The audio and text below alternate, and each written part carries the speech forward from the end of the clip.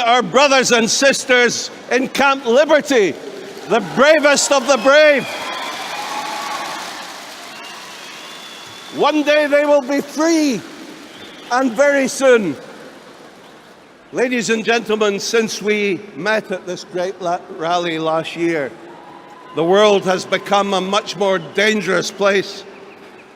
We've watched the ongoing civil war in Syria, where Bashar al-Assad, supported and sustained by the Iranian regime, continues to butcher his own people. We've witnessed the fight against Daesh in Iraq, exploited by the Iranian-led sectarian militias, who are waging a genocidal campaign of ethnic cleansing against Iraq's Sunni population. We've seen the horrific terrorist attacks in Dhaka, Istanbul, Tunisia, Paris, Brussels, and last week the horrific bomb attack in Baghdad. Believe it or not, in the last 12 months, 28,000 people have been killed by the jihadists. But we need to know our enemy. We need to understand how Daesh, the Taliban, Al-Qaeda, Al-Shabaab, Boko Haram, Hezbollah, and all the other extremist groups came into being. As Mrs. Rajabi said today, before the 1970s, there was no organized thinking in the world of Islam that condoned genocide and mass murder in the name of God. There was no collective attempt to establish an Islamic caliphate. It was only after the creation of an Islamic fundamentalist state in Iran by Ayatollah Khomeini in 1979 that the roots of worldwide jihad drew nourishment from the dung heap of the mullah's tyranny. Khomeini's extremist ideology became the role model for both Shia and Sunni fanatics.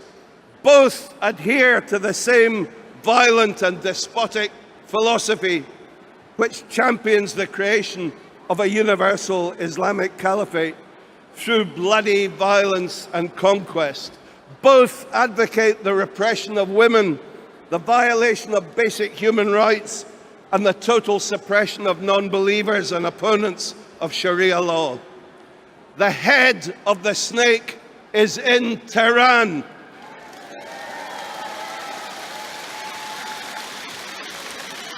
The Iranian regime exports terror. The Revolutionary Guards and the Quds Force supply arms, money, and military personnel to every Middle East conflict zone. If we wish to deal effectively with the growth of Islamist terror, then we need to cut off the head of the snake.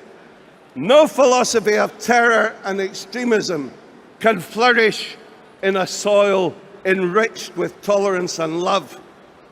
In the famous words of Sir Winston Churchill, all great things are simple, and many can be expressed in single words: freedom, justice, honor, duty, mercy, hope.